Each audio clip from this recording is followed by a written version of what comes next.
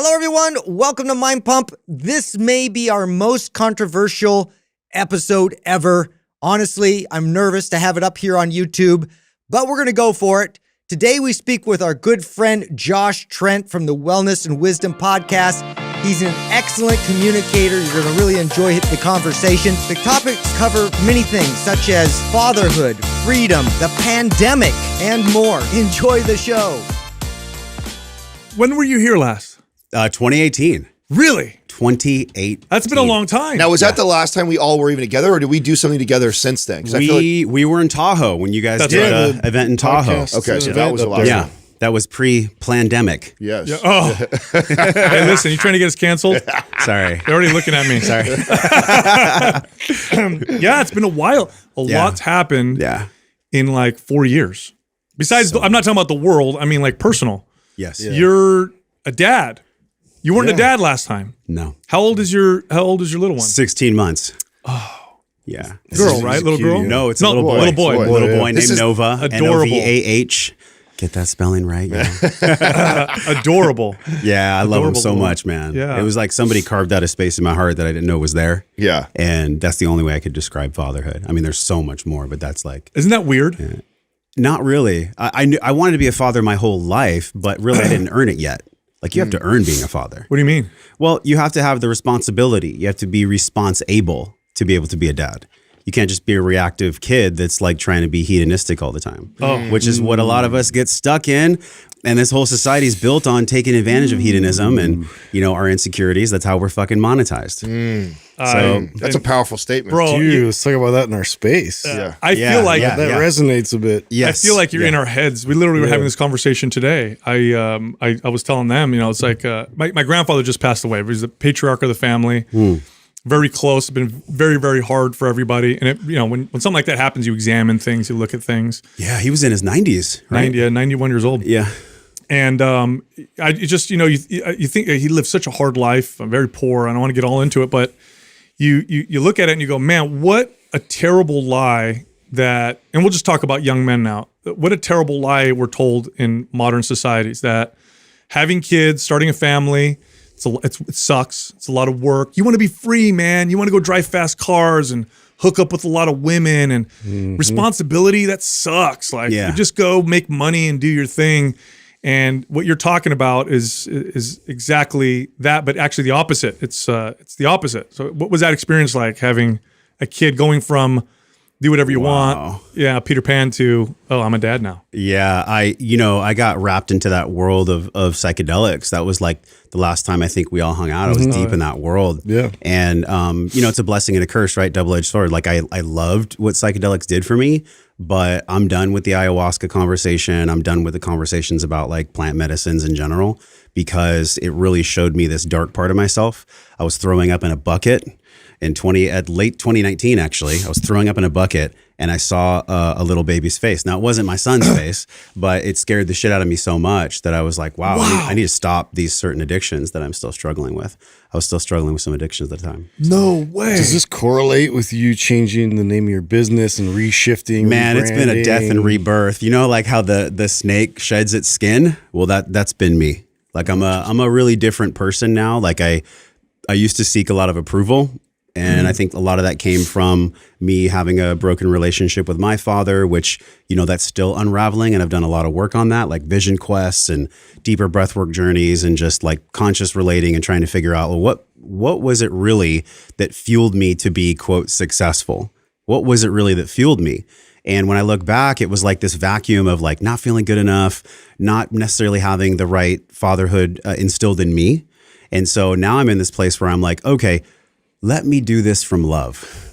What are some of the things that you experienced from fatherhood as a kid that now, being a father yourself, you want to do different?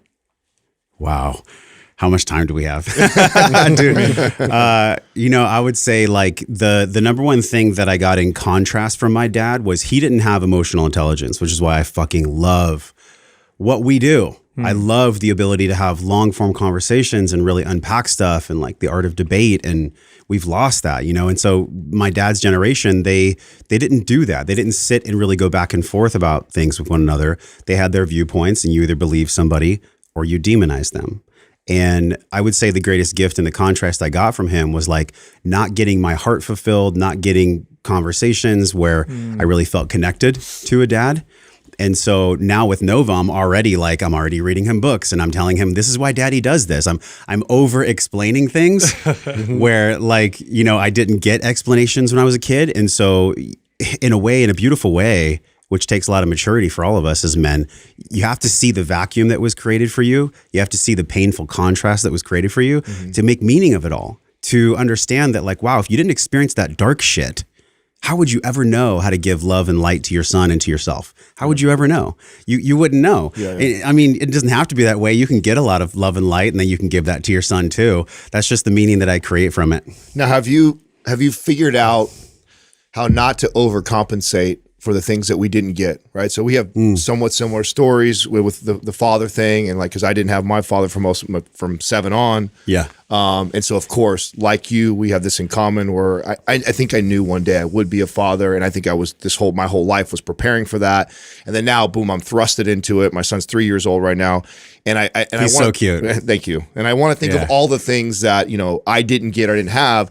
And sometimes I catch myself, and I have an incredible partner to, I think, you know, show me this sometimes, is I don't also want to overcompensate for what I didn't have or like force that. So do you find yourself trying to find that balance? Yeah, I think the way that I overcompensate is like, if I'm not making this amount of money, then I'm not enough. And so the overcompensation is like, I have to have the best shit, the best truck. We have to live in the best neighborhood. And like, that doesn't necessarily make my woman or me happy.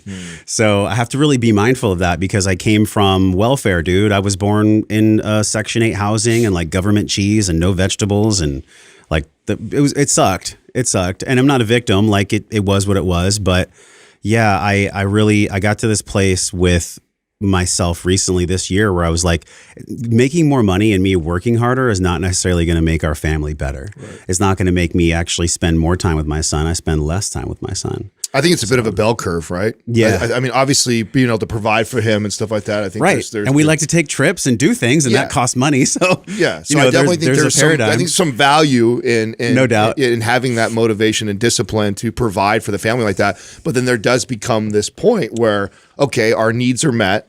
And then at what point do you realize that, like, oh, the more I spend trying to keep stacking these chips or getting more, do I take away from him? You know what you brought up for me right now? My dad was always like, work hard, like, and that's a good thing. I think we all should work hard, but there's also working smart.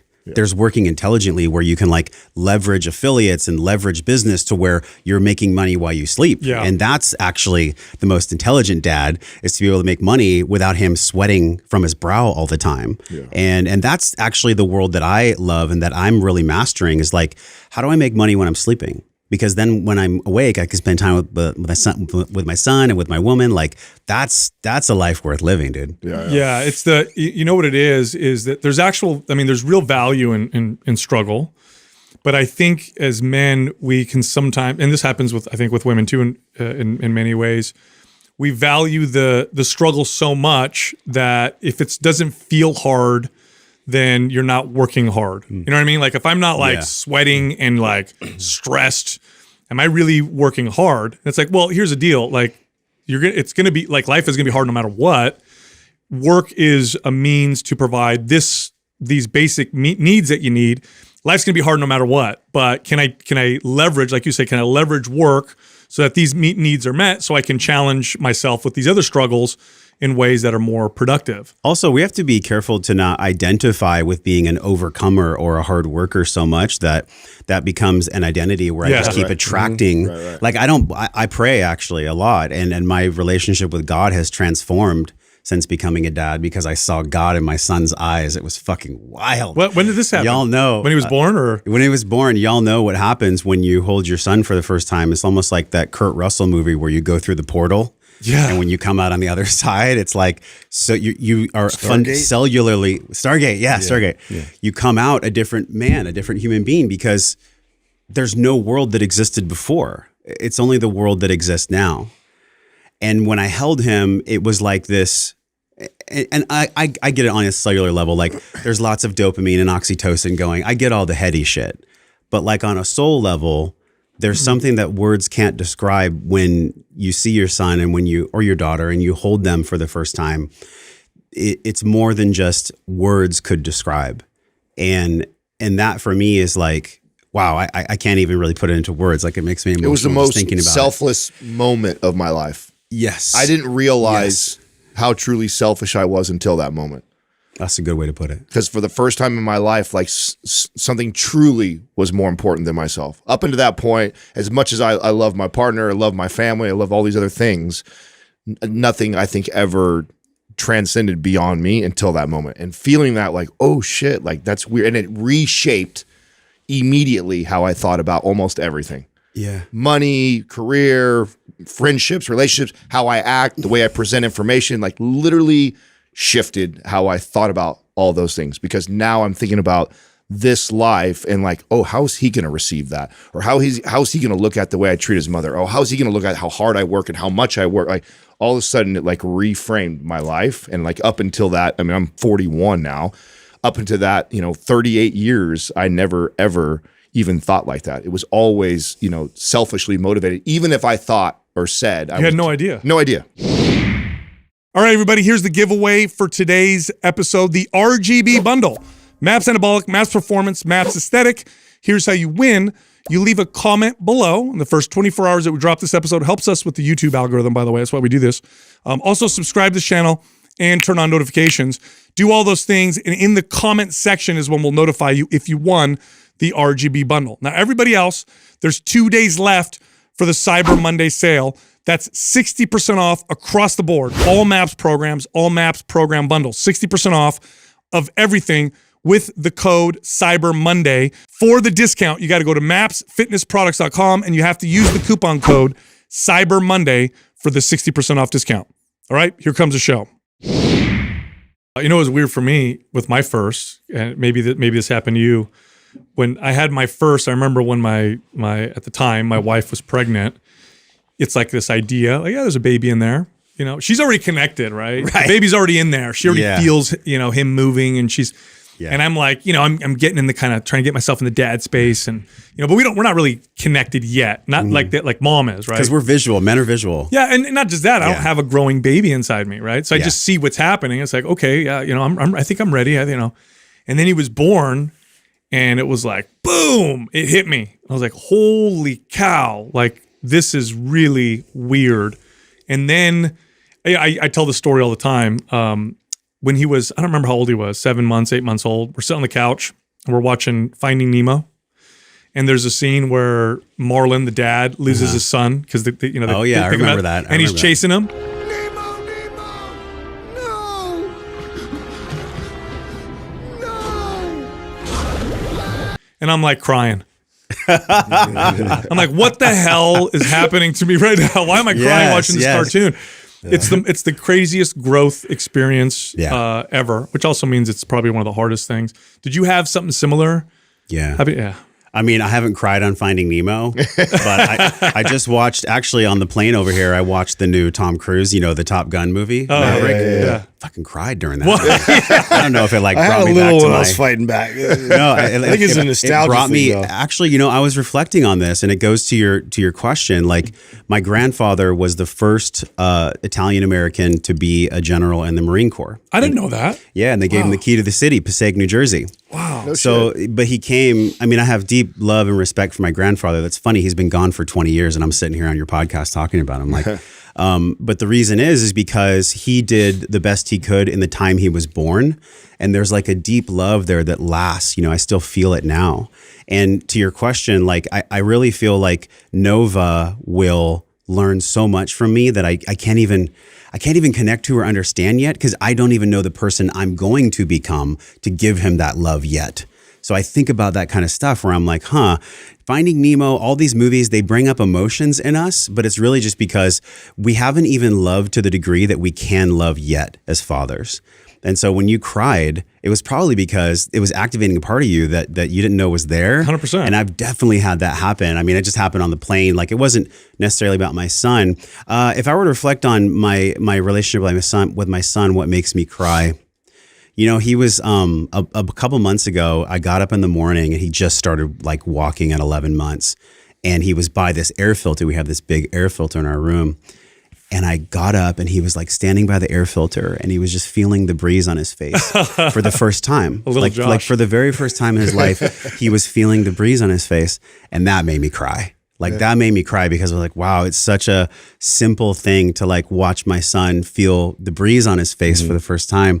And it was so fucking beautiful. Like, yeah, like those moments, right? Like they bring up emotion in me because children come into our lives to remind us about all the amazing things that we've forgotten that are so pure and so simple, but the logical mind likes to cover that up. So. Talk about the dynamic. This is an interesting conversation selfishly for me because Max is at 3, and so we've had some I don't know. I can't believe he's 3 already. I know, bro. It's flying. Do people say to you like the time flies thing? You're like whatever, and now you're like, whoa. You it know, does. I think I've tried my best to be very mindful. I spend a lot of time with him. But I kind of know that, right? A lot of people have told me that. So I do a really good job of staying present, of making sure that I do these like traditional things with him. I read to him every single night. Like we have a routine when I get home every single day. So I feel like I'm not ever missing anything, but it goes fast no matter what. Yeah. But where I'm heading is that what I think is interesting, and you're at 16 months, so I guarantee you've already had some of these things, is, you know, raising a child with a partner who had a different childhood than you had and has different things that are probably important to her. So talk a little bit about navigating that. Like, I'll give you an example, start you on something that has been an interesting one for Katrina and I. Katrina comes from a house like just full of love. It's just, I mean, everybody hugs and kisses goodbye. Very similar to Sal. Sal understands this, like his big family is like this, and everybody's there. They make a decision in the family. Everybody gets together, and love is the answer for everything. And I love that. And my son is getting an abundance of that.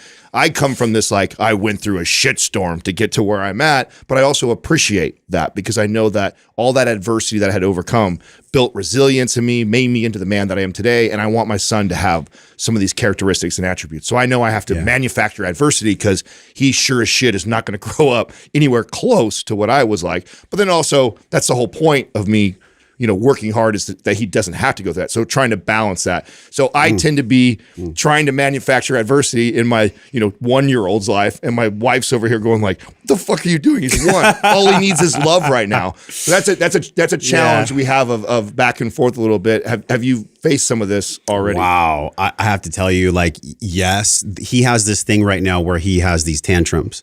And so it was the other way around, where I came from. My mom's side of the family was very loving. Like, we were the Sicilian side. So it was like, we wanted to talk about things. We wanted to process things. We wanted to sing and dance and connect. My dad's side, just like English, stiff upper lip. Like, we're not going to talk about our emotions. We're actually just going to lead a life of avoidance the whole time. And so I actually feel like, in a beautiful way, man, I got a blessing from having that contrast where it was like dark and light, heavy and light on each side. So when it comes to Nova having these fits, there's a part of me where I like want to run to him and hold him and be with him. And Carrie Michelle, she came from a family that was very broken. Lots of stepdads coming in and out. She has more of a tendency towards avoidance, although maybe she wouldn't say that. She's probably say independence. Independence is a good way to say it. Yeah. And I'm more of like, if you look at some of the work on attachments, I'm more of the anxious style of attachment. She's more of the avoidant. So that's my work, is to like be in the secure, and so is hers, which is honestly probably why we attracted each other, because like peanut butter and jelly go good together, even though they're different. So with Nova, he'll freak out. He'll cry for like 5 minutes. And so she'll stand by him and she'll say, "I'm right here, babe. I'm right here." He's changed. He's fed. Everything's good. He's safe. And sometimes these kids, they do this where they just cry to get your attention. Sure. We don't want to reinforce in his brain, that's, by the way, connecting more than 1 million synapses a day, which is so wild to think about. Oh, a baby's brain. I just had this guy on my show that talked about it. Yes. Yeah. Oh my God. So it's hard because like the nurturer in me wants to like hold him, be like, I got you, my son, like, you're okay. But then also the father in me is already coming online to be like, you're okay on the ground screaming, mom and dad are here when you're done. Like, we got you when you're done. We're here for you when you're done. So that's been really hard. Yeah. Because there's like this response in me to like hold him, but there's also the father in me that's like, you know, I'm right here. You're safe. You're okay, which is probably what I'm going to have to do for him at multiple ages as he goes through his maturation process. Yeah. Oh, totally. You know what it is? My wife's really good at that. Is she explains it really well. She's like, he's just learning how to deal with emotions. Yes. That's all. It's just stuff he's never felt before. And Yeah. as they get older, they start to get new emotions and new feelings. And it's just coming out. And as long as they're not hurting themselves or hurting other people, like, they have to be able to process through them while simultaneously knowing mom and dad are not going to chastise you for it, and they're there. And that's about it. She does a really good job. And of also not save you and rescue every time you do that, because then you reinforce that behavior. Exactly. not just reinforce the behavior, Exactly. but make it feel like it's a dangerous, scary thing. Like screaming and yelling when look, there's way worse ways he could process his emotions, right? So one, it's very appropriate. And again, my wife's really good at this. She's like, it's really appropriate for a young person that age to express themselves that way. And if we rush to them, we reinforce that it's bad, it's scary, and this is not how you should be acting, which can actually make it worse, rather than, you know, have your feelings, we're over here and it's all good. And then when you're done, you know, come on over. So she actually does this thing with my son, because he doesn't throw full on tantrums. He hasn't yet, but he'll get where he gets really, you know, really mad or scream or whatever. And now he'll stop, because she's done this with him. It's so good. And she's done this with him. Let's breathe together. Okay. Oh my God, I love that. And I'm like, I saw this the first time. I'm like, he's 1.5. You got him to do that? Like, you're the best, you know? Because I want to do what you do. I'm like, let me save you yeah. from how you feel right now. You know what's cool? There's a book called Belly Breathe that I bought for my son because we were chatting a little bit about breath work. Dude, read that book to your kid. It's called Belly Breathe. Okay. Is it a kid's book? Or? It's a kid's book. Oh, it is. But it uses like animals to teach kids how to breathe. Like, are you stressed? Are you hungry? Are you having big emotions? Which is really cool. Let's belly breathe together. See the elephant belly breathe. See when you're upset? Belly breathe. So that's a really good resource. That's super cool. I've read him that multiple times. I have a similar one, but it's everybody poops. It's got a lot of animals. It's examples. It's really Hopefully, if you're pooping right, you're breathing right. Otherwise, you're. They're very connected. They're super. We have this one.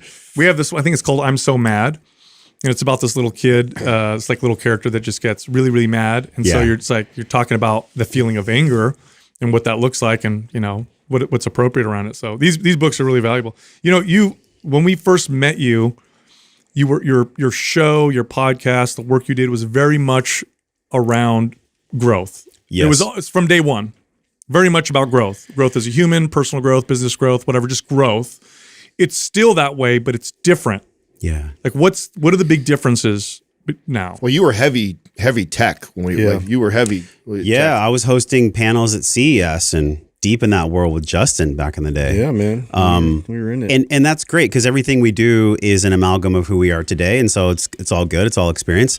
But I will say that I was really just in a place of trying to figure out whatever my audience or the market wanted and kind of scrambling instead of what fucking Josh Trent really wanted to do from his balls, from his root chakra. Like, what do I want? Because I'm just going to do that and it's going to be more light and free and people are going to like it or not. And so we actually did a small mushroom journey, Carrie and I, on New Year's Eve, 2021. And I had been feeling for like a year, you guys, you know, the show Wellness Force, that name Force, it has an etymology of like constriction, like the word force. You can't trust it. It's like a fucking stallion or a tsunami or something. Like force is really powerful, but it's not trustworthy, the word force. And if you look at Hawkins' work, Power versus Force, he talks about the real difference between power and force. Power comes from a place that there's trust and there's vulnerability and there's leadership. Force comes from a place where you're just trying to coerce someone else to do whatever it is you want them to do. Tyranny, like what we're experiencing now with the big fucking theater, the health theater we're all in. So I'm reminded of this because I just turned to her and I was like, babe, I just feel out of integrity. I don't feel like my brand is who I am anymore. I'm just like not myself. I don't feel good. And she's like, well, why don't you just replace the word force with wisdom? And I thought, oh my God, like you ever have one of those moments where like something just locks in and you're like, that's it. Like that was it. So that name was already taken. So I really thought about what is it that I do and who is it that I am in the world? I've always had this question since 2015 when I started the pod, like, how do I live my life well? How do I actually live my life well? And that came from a sincere place because that was a question I was trying to answer for myself and just share that question with everyone else. And really on the path, like having mentors like Scott Jackson and Paul Chek and just all of our homies in this world, like I really started to feel like, wow, I'm integrating a lot of this knowledge and it is who I am now. Therefore, I am wiser. I have more wisdom. So Wellness and Wisdom is the podcast. And I thought about like, okay, I took Paul's model of the quadrant, mental, physical, emotional, spiritual, and I actually added financial to it. And I created my own model, which is the Wellness Pentagon. And the Pentagon is what we all signed up for here in the world, dude. If we're not nourishing those 5 things on a regular basis, we're not going to be healthy. We're not going to be available for our children or our women or even the women listening, for our men, anyone. And so that's been the biggest shift, Sal, is like 2/22/22 this year. I just picked the date because it was cool and it seemed like a very spiritual thing to do. So on February 22nd this year, I changed the podcast. We rebranded everything completely and let Wellness Force die. And when I let go of that, it was like, fuck, it just feels good to be myself. Like it feels really good to just be Josh Trent here in the world and not have to like do what I think other people like instead of just doing what the fuck I like. Now, how is the content changing? Do you find that you are seeking different types of guests or you're talking about different topics? Like how is that evolving? You know, it's cool because when I became a father, I started to be more interested in the parent conversation, the conversation of being a parent to my son, but also, dude, the conversation about how to parent the child inside of me that needs healing still or maturation still in his own way. And so that's been a really big focus is like, how do I get as many people on the podcast that are talking about how to be a great mother or father, even if you don't have kids, because we're all mothering and fathering something, even if it's not a child. So that's been a really big shift for me. And I've loved that. And what's been cool is now that I have this teaching model that I have for my students in the Breathe program and just in general, I really love talking about the financial equation too. Because like we were chatting about, if I'm not making enough money to support my family, well, then I'm going to be pretty stressed out and not be present with them because all I'm going to be doing is worried about money. Right. So I think part of wellness, you guys, a huge part of wellness is actually having the faculty and the intelligence to earn money in an integrity-based way, but also do it in a way where it's like, it's fucking Monopoly. We're in a game. Let's just have fun with this thing. Yeah. Like, and not allow money to be such a, I was raised in an environment where money was so heavy, you know, it was such a like torrent conversation where it was like, oh, we got to talk about money again. And it's like, it doesn't have to be that way. We can talk about money and actually have it be a fun conversation now. Like money is energy, and whether you're spiritual or scientific, money's energy. It's just, hey, I'm Adam, I'm going to pay you $100, or I don't know how much those shoes cost. They look expensive. $300 for these shoes, and then you're gonna it's a Bitcoin more than 300. Okay, a full Bitcoin for the sneakers. So I'm, you know, I'm really loving that conversation, dude. Like, how do we fill and nourish all those things in a way that serves us and the people we love? Yeah, you know what's funny around that is I remember when I learned this as I must have been 18, 19, and I watched this little video on money, and they talked about how people used to trade before money was invented, right? So you had chickens, I had, I don't know. Oh yeah, the old school barter system. Yeah, I had, let's say like, wooden tools or something like that. And you want tools, I want chickens, we trade. But what if I want chickens and you want a wagon and I don't make a wagon? Well, you and I can't do business. So money just represents trade and allows people to trade with each other, whether they have something of value that the other person wants or not in a physical way. But what you're talking about is just health. It also allows you to buy time, which I think is one of its most valuable assets. That's it. To me, that's what I've learned about that making more and more money, to me, is useless if you waste it on things all the time and you don't utilize it to gain back time, because that is finite. That is something that we don't get back. And so if I can find ways to leverage business to free up more time or make more money so I get more time, that is, to me, the real secret sauce of like wealth and getting more money. Did you No find doubt. changing No doubt. your pod? Did you notice a market response that was different? In other words, Dude, I've never made more money. wow. See, that's great. Of course. It's fucking awesome. So it's like you went with your but heart you know, and it worked. Actually, Justin, remember back in the day, you were like, "Why do you plan so much for podcasts?" You remember telling me that? And he's like, Don't 'cause I- listen to me. Terrible advice for you. But go ahead. Yeah. But anyways, I can't believe I said that. Okay. everyone that I am homies with in the podcast game, like I always take a little nugget of from everyone. And I so remember this I was sharing with you, Adam, like, you know, at Vori, shout out to Vori, 4 years ago, you were like, why don't you have a program yet? And I actually, that was part of the genesis of why I have the Breathe program now. Yeah. And I remember you telling me in Vegas, you're like, why do you plan so much for these podcasts? And I was like, because I want to make sure it's the best conversation and I'm getting all the Well, value you had from the person. super detailed, just for reference. sure, Like, sure. You had like everything out, like all the bullet points, the research. Yes, I mean, it yes, was yes. a lot of work you put into it. But we do really good show notes. Yeah. And anyways, the reason I'm saying that is because there's a part of that was the old representation of that word force. Where if I'm going to interview Sal or Justin or Adam, I got to make sure I know their fucking family history. I got to know where they were born, what kind of sweater they wore in high school. Like, you know, I got to know all this shit. And it's just not the case. It's actually, and this is for all of us, a hyper control or hyper preparation is actually a lack of trust in self. Ooh, that's interesting. I think There's a balance between how to be because there's something prepared I would and say not. that I would argue that we learned from you seeing that I think you were one of the most prepared people when it came to interviewing, and I think you were one of the best interviewers that we had met at that time, and so I think there's some value in it. But I do agree with what you're saying, because then there's something with just being curious, and genuine with like the way the conversation is flowing, like the one that we're having, Like this. that we're having right now is very authentic and real, and not steered by a bunch of notes. So I do think there's like this kind of happy medium of It's like more engaging when there's interest there. That's Yes. just natural, right?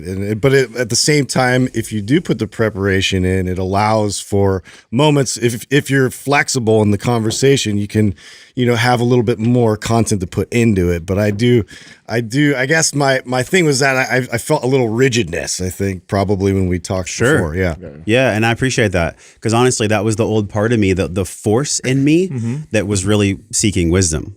I was seeking wisdom, but I didn't trust myself enough to hold it yet. Yeah. So I had to like honestly calm down, Yeah. slow down, calm down. Like learn. What does it look like to learn how to trust yourself? I think it looks like your life and people around you slowly pulling apart. Yeah. And then one has to be self-aware enough and have the intuition built to know, okay, the results of my life aren't what I want them to be.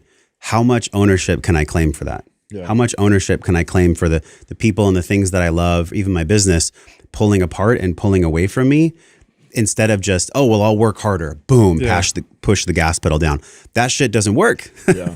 That shit doesn't work. So there's this, like, it's such a fucking duality in this world, right? Totally. Like providing takes effort and sweat, and being present also takes like the space in order for you to do that, where you're not occupied by providing the whole time. 100%. Yeah, it's you know what we do really was what human, I guess, behavior tends to do is we tend to look at a challenge and we go one extreme to the other. So like one extreme is extreme structure and rigidity, and the other extreme is total, what you would say, freedom and no structure at all. But the truth is, Yes.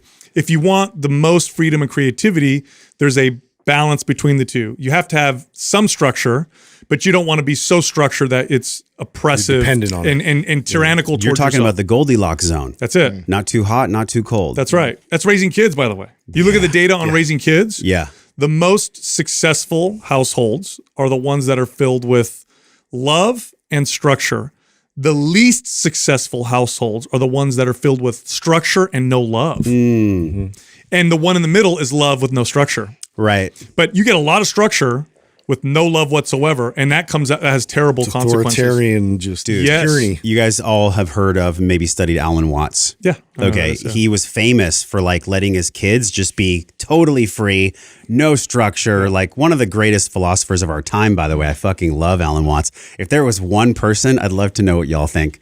Who would you interview that is dead that you wished just for like an hour you could sit with and talk to. Alan Watts is my guy, and he was close to here, Sausalito. That's where he lived. Oh, okay. And anyways, his kids were known for that, and they actually got kind of fucked up a little bit because he was like he didn't have that love and structure. Yeah. So I'm like, okay, how do I do that for my son and my family, and also my baby on the way, which is like the first time I'm talking about congratulations. that. Yes. Do you know what it is? No, this time we're actually not going to know. Wow, on the really? second Yeah. one. So I did that with the first. I and mean, the I second one want to know, but Carrie Michelle's like, I want to do it my way this time, and I'm like, go for it, baby. bro. I got you. You know. Can I ask you? Yeah. So I'll ask you a question. You don't have to answer this if you don't want to. We can edit it out. I mean, we're on Mind Pump. I'm going to answer it. I know. I love you about that. So, Yeah.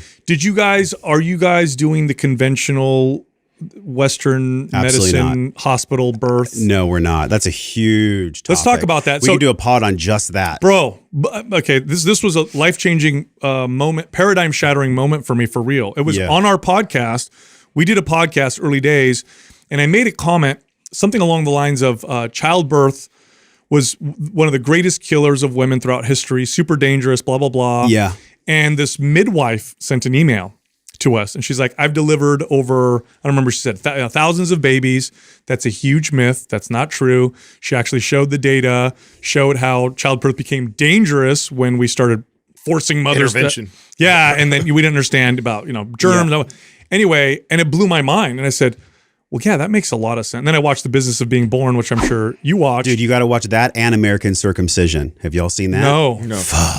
No. So That'll did you rip your guys? hair back. So did you guys have the first one? Like No. Like, So Carrie is very strong about free birthing. And free birthing is basically where you just have the baby in the most natural way without intervention of any kind.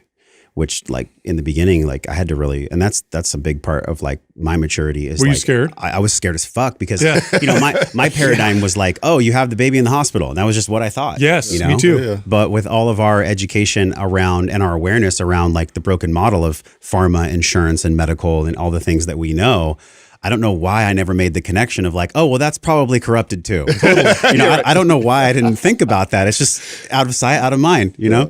So when, unfortunately, like we had everything planned to have a home birth, and unfortunately it didn't work out that way. We had to go and have an emergency cesarean, which is like 40% or more of women, by the way, have cesareans. Isn't that wild? It's wild, but it's actually because, and a good resource on this is my buddy Nathan Riley. He's an OBGYN that helped us when we were in the NICU. He actually was the one that delivered Paul Check's baby. He delivered Zoe. Oh, okay. And so Paul connected us with him, and he helped us when we were in the NICU navigate a crazy world. Honestly, it was fucking terrifying to say the least. 10 days in the NICU. It was very traumatizing to her and I both.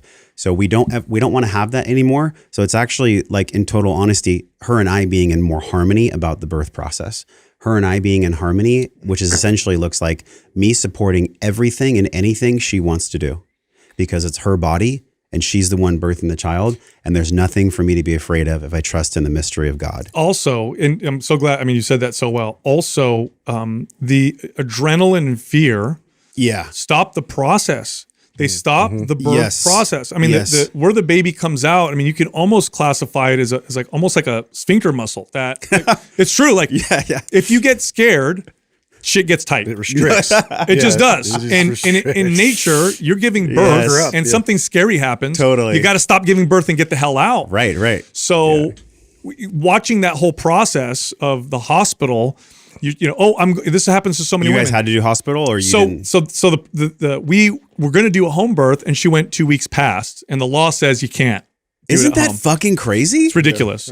And we literally experienced the sequence of intervention and how each one intervention leads to the next, Like, we got there, she's in labor. Obviously, you show up, fill out this paperwork, hook you up to these machines, test you. Oh, labor stopped. Well, yeah, of course it did. She's now out of that space, and she's kind of Yes. like a little afraid of like Yes. what's going on. The anxiety starts to raise. We went home, went back. It's not moving along fast enough. Oh, let's throw some Pitocin, which causes much stronger, much harder to bear contractions. Were they mentioning the fetal heart tones and all that too? So we're doing that, and it hurts like crazy. Oh my God. And they're testing her, and oh, you went backwards. The cervix actually starting to close a little bit. Now, hindsight, yeah, of course, you're terrifying my wife with all this stuff that you're saying to her. And then at that point, the pain became unbearable because now she's out of that space and she's scared. Epidural, and then of course you lose connection. What's going on? C-section. And I watched it all progress. I wasn't where I'm at now, where I was definitely with her, but I still had that a little bit of the fear of the scary stories and oh my God, and what do you mean the baby, this is slowing down and oh, get the baby out and who cares and whatever.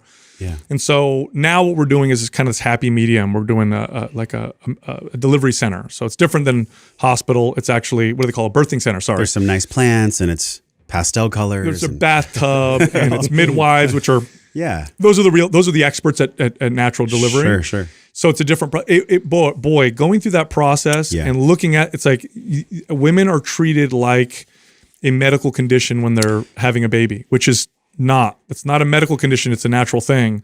You know, it's really interesting. I was getting healthcare for us, and I said, she's 3 months pregnant. This is when we first got pregnant, back when we lived in San Diego before we moved to Austin, by the way. And they were like, oh, it's a pre-existing condition. And I was like, a pregnancy is a pre-existing condition? I was actually pissed off. I was on the phone. I was like, what are you talking about? And she's like, oh, that's just how we classify it in the system. I'm like, do you know how fucking offensive that is? Yeah. And I'm not someone to get really offended. Like, it is what it is if somebody doesn't like something.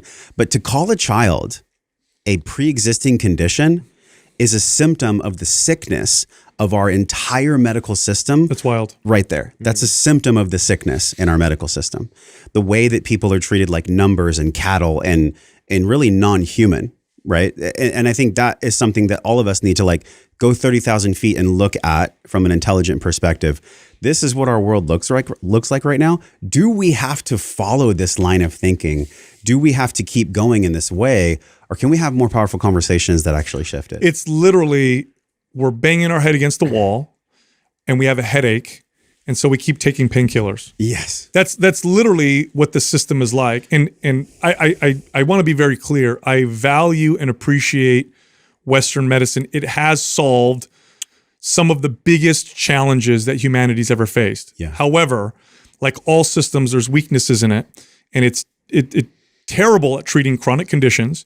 It is not preventative. It's not designed to. There's no market in the way markets work with preventative care.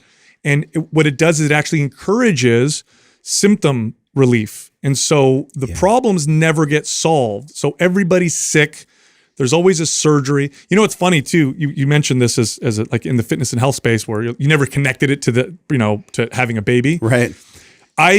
I didn't do the same thing, but I used to see it in the space that I was most familiar with. Like I'd get a client who'd come in and say, I have what's that called? Carpal tunnel. I have carpal tunnel surgery scheduled in 3 months, but I'm going to come here and do some strengthening and see what happens. And I don't know, 70% of the time they'd cancel the surgery. I feel better. I'm going to have knee problems. I need surgery, or I need this medication, or I need what's going.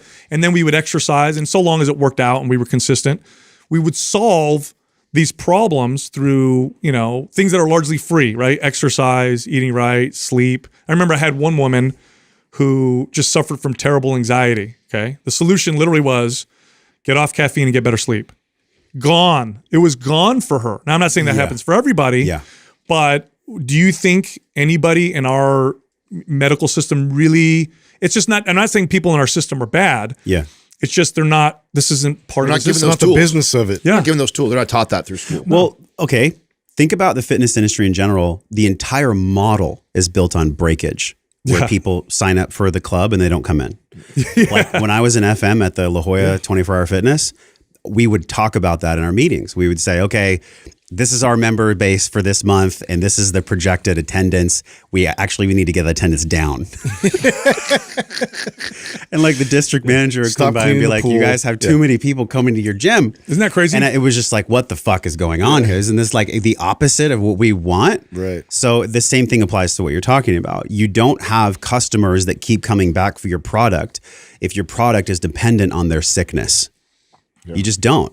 You have to have people stay sick in order for them to keep coming back for your quote product. Yeah. So if I break my leg, I love having a doctor there. If I'm really, really sick, I love Western medicine. But I would say 80-20 Pareto principle, 80% of why people go to the doctor, quote, quote, is for shit that they could fix by just spending 20% of their own time on it, have a little garage gym, buy a cold tank, do these tiny things that maybe over the course of 3 months could solve whatever the fuck is ailing you anyways, if you would just put some loving intention into it. And it's easy for us to sit here because of the backgrounds we have and be like, oh yeah, you just do these things. Yeah. But for the average person, they're like sitting somewhere in middle America, It's too daunting. eating Cheetos and like not just completely unaware. So it's not to, I'm not sitting here to shame anyone. I'm not saying that anyone needs to feel shame or that I'm better than anyone. Cause shit, man, when I was 18, 19 years old, that was me.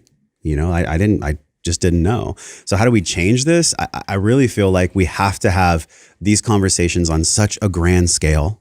There has to be like this amplified. Imagine if this podcast was published across the nation and syndicated on Dr. Oz. This level of truth, this level of authenticity.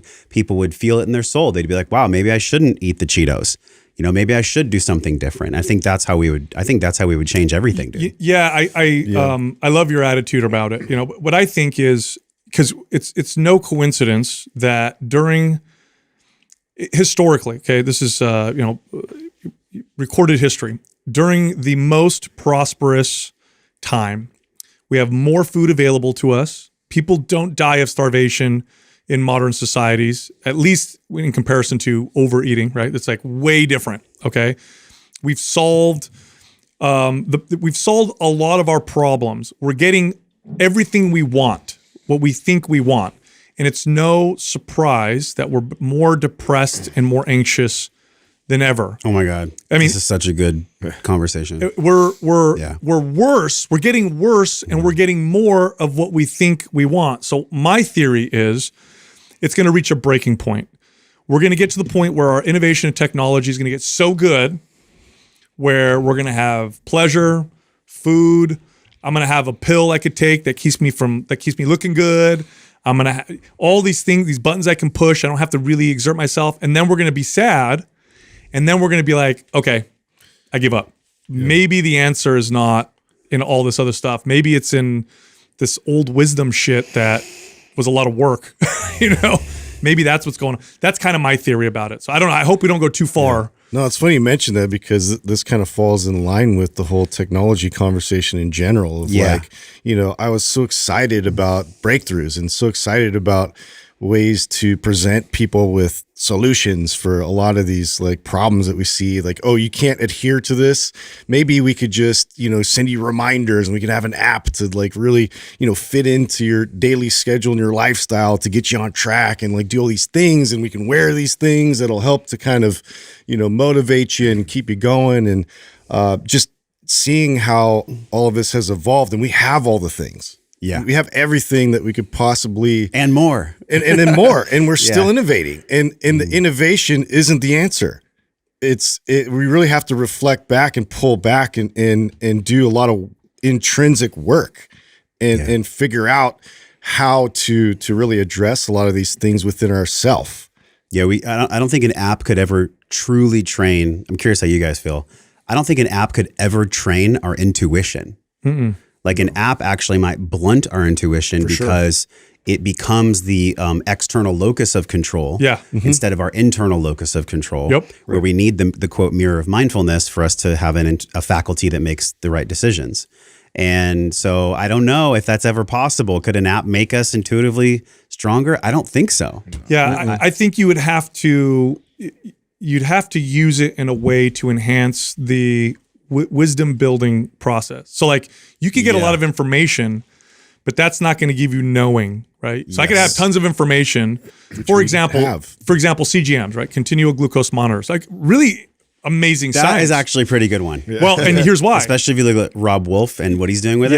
Yes, exactly. That shit's amazing. Yes. So I have let's say I have a continual glucose monitor. Amazing science. I could see how my glucose responds in real time to not just food, but emotions and behaviors and all that stuff. Yeah. Now, if I don't connect those to behaviors and actions and then don't work with my behaviors with that new information, it's nothing. Yeah. It means nothing. And if I just become dependent on the button and the information, it really hasn't improved my health. It really hasn't helped me at all. So the information is good, Yeah. but it doesn't guarantee at all that you're going to become wiser or develop that intuition. That's how I feel about the psychedelic journeys, like we talked about earlier. I mean, can be amazing breakthroughs through it, but if you get so caught up in trying to chase the breakthroughs all the time and you don't actually put the work in the message that you're receiving from it, you're just getting high. No And doubt. I think so many people in our space fell into that trap of like, I did. justifying it because they're getting breakthrough, information left Yeah. and right. But it's like, no, the secret sauce is in what you do with that information. Dude, we were talking in 2018 about Bishop Barron Yeah. and about Jordan Peterson. And I think you even linked me up with him. Yeah. And so I must do a podcast with this guy because he said something that I think Jordan Peterson got from young, and it was be careful of unearned wisdom. Yes. When it comes to psychedelics, be careful of unearned wisdom because that shit can bring you lessons that are so heavy, you might not have the emotional strength to carry them. 100%. And then you'll drop them and be like, that's not what I'm going to do. I'm going to run to another ceremony. I'm going to go sit with Mother Ayahuasca again and be healed. Yeah. Meanwhile, your ego already got scared of the lesson and the wisdom that it was brought to. And so it wasn't ready. It wasn't ready. We can't rush anything in life, man. We just can't. Yeah. You know what's funny? Our we're making fun of our space a little bit, but here's why I like our space also. It's I've said this so many times. It's such an unassuming vehicle for growth, for personal growth. Psychedelics or No, fitness. fitness? Yes. Yeah, because yeah. You're going into it and you're like, I just want to look better. I want to have nice biceps. I want to be sexy. Now, if you quit, that's all you got out of it, or you got nothing, right? Yeah. But if you stay with it and you stay with it and you stay with it and you stay with it, eventually you're like, I got to learn acceptance. Struggle. Wow, that's where I get a lot of the value. Oh, wait a minute. Health isn't just about fitness and diet. I got to look at the spiritual side too. And there's health around how I treat my finances and my Yes. relationship. Oh my God. So if you stay on it long enough, you are forced. So that's why I think our space can be so funny because you see these fitness influencers who you can tell they're early in their fitness journey, and then they get past the it's just about how I look, and then they move to I'm going to have crystals and ayahuasca, and because they're seeking, It's a natural progression. they're seeking the growth, right? And so it's like this learning process. You see what I'm saying? Yeah, I do. I'm like, because I came picks from the quartz. Encinitas, and you guys know where the Vori play, like it is so hyper spiritual there. This is why JP Sears is so popular because he started great. making fun of how uber spiritual people That's were. right. And I love that because anytime that a movement of any kind becomes a zealot or a dogma, it's usually time to let go of that in some way. Yeah. And I really feel this when it comes to our spirituality conversation. How can we actually live a spiritual life? I think the only way we can live a spiritual life is to know God from experience. And I don't mean a bearded dude in the sky. I know you've had your journey with Gnosticism and then even atheism at some point, right? Yeah. So maybe y'all can talk about this too. Like God is such an overused term. I don't think anybody really understands what God is because they've never put in the sweat and the blood and the tears to truly actually know God. Yeah. Like in order to know God or have a spiritual a part of your pentagon that I teach, if you want spirituality, you actually have to know what it's like to meditate and pray and cultivate stillness. And all these things are not something you can get in a book or from an app, or you actually have to really put in the time and the work, and it only comes from experience, which is time, There's two things that moved me in that direction. And I've read about this too, and I think it's so brilliant. The people, atheists tend to know more about spiritual practices and religions than people who just kind of don't care. Right. So you think if you're a real atheists, they are actually searching. They're constantly searching and search. That was me. I was an atheist and I was stout. I was like, this is it. But I was always searching. I was always searching. That's what made me at first an atheist. But eventually you search hard enough and then you encounter certain problems with your beliefs and certain things. And we don't have to necessarily get into that. But that was one. And the second one was, the things I learned in fitness apply to everything. What do I mean by that? What I mean is, if you want to lead a fit and healthy life, you can say, well, I value it, and it's definitely a good thing. But then you look at the person's practice. It's like, when do you work out? I don't know, kind of when I feel like it, or I don't know, I kind of don't, or whatever. That's where you can tell, right? So Yeah. spiritual practices require practice. They require routine. So for some people, it means going to church, praying on a regular basis. Like it requires a practice because you develop it. It's a skill like anything else. And knowing God requires that kind of practice where you make it a priority, not just, it's something I value. I can't understand how any man or woman could be an atheist and have a child. I really don't, because the level of non-explainable emotion that one feels as a parent, I just don't see how it's possible to say, well, I created this being from all of these billions of processes inside of my body, and it came out where I forced it through a hole this big, and now the child is this big. All these fucking radical things. How could anyone not honor the mystery of that? And you don't have to call it God. People ignore it, and they just ignore accept the narrative. That's what it is. Yeah, you just ignore it. Dude, the last thing I'll say on that is, and I really want to know what you guys feel. Atheism, its core argument is we don't know, right? We don't know, which maybe that's Gnosticism in some way too, but atheists are very like, nope, there's no. So they're using the fact that there's no hardcore proof of God to not believe in God. Well, on the other side of that, I believe in God. I don't consider myself a Christian, but I consider myself a man of God. And it's because I've had experiences in my life that have given me proof enough to know that God is real for me.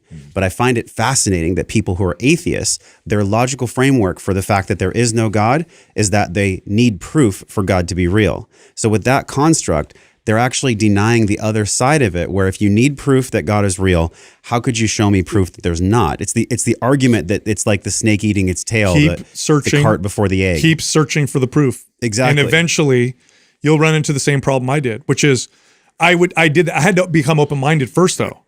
And so to become open-minded required me to go, all right, okay, fine. I don't believe that there's a God. I think it's all made up. But I do believe in evolution. And what I mean by that is not just biological evolution, but evolution of ideas. Yeah. So I'm being a little arrogant if I think that I'm so much smarter and wiser than all of human history, right? All of human history. For thousands and thousands of years, this has been not just an important part of us. They've identified a God gene. There's a part of our brain that needs this. So I said, okay, there's some value here. So let me be open-minded and let me see what the value is. And then I look at successful societies, not just in terms of wealth, but like, we talk about things like treating people a particular way. Like, here's a crazy idea. This is the one idea that got me to go, all right, let me look at the value here. It is 100% unreasonable. It is unreasonable and unnatural to look around at everybody around you and say, we all deserve the same rights. We all are born with inalienable rights. We all deserve to be treated a particular way. That's a crazy thought. It's not reasonable. Look around. There's tall people, there's short people, there's strong people, there's wealthy people, there's poor people. Smart people, dumb people. So what's more reasonable is to look around and say, yeah, I'm better than you. I'm going to make you do what I want, or I get this and you don't. And that's reason right there. So I said, where'd that idea come from? Where'd that crazy idea come from? It came from the idea of God. It came from the idea that God created all of us in his image, right? This is what the Judeo-Christians would say. Mm-hmm. And I'm like, that's a brilliant idea that stood the test of time. Let me look at some of these other things that they say, and let me be open-minded because they obviously have some value. And that searching eventually took me to a point that you're going to eventually reach with this, which is faith. At some point, you have to take the leap of faith. So at some point, you're like, okay, I've got all this evidence. The next step, this was the hard one, but the next step is, okay, now I have to believe. Not at some point. You're already there. Yeah. You're you either have faith that you believe the opposite. You have faith in both sides. That's true. So you because we can't prove either way. So exactly. You're actually no different. You're actually way more alike than you actually realize. That's such Here's a good the point. simpler thing for me. Yes. So I've obviously been, in and out of church and religion my whole entire life, and of course I grew up in the science community. Here's the most simplest thing that I put the piece together. I'm 41 years old. I've never in my life been a happy atheist. Yep. Swear to God. That's terrible, but I mean, it's a fucking truth. Even Sam Harris, there's like this and I listen to Sam interstitial Harris. tension in him. He's so 100%. intelligent, but like he's just unhappy. You could tell. Yeah. You can tell. Hella smart though. Yeah. And I listen to Sam Harris. I like some of his stuff for sure. But just unhappy, dude.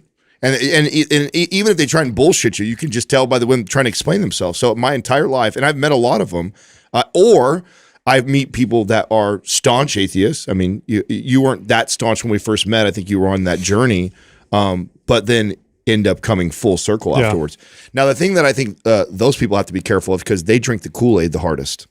So they go so hard on one direction that as soon as their paradigm is shattered, then they become indoctrinated, or they can be just as vulnerable to becoming that dogma or that zealot that you talked about. So there is still this. They start to evangelize in a way that's not right. effective. That's right. You know what got me too was being around Bishop Barron and his team.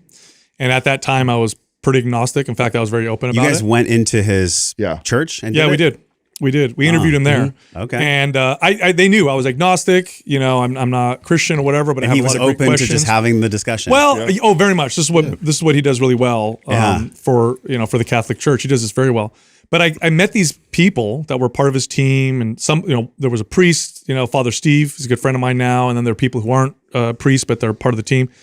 And they were just like the nicest, best people. Just really, you ever meet someone, and you're like, man, that's a genuinely good person. Yeah. Everybody was this genuinely good person, and that opened me up.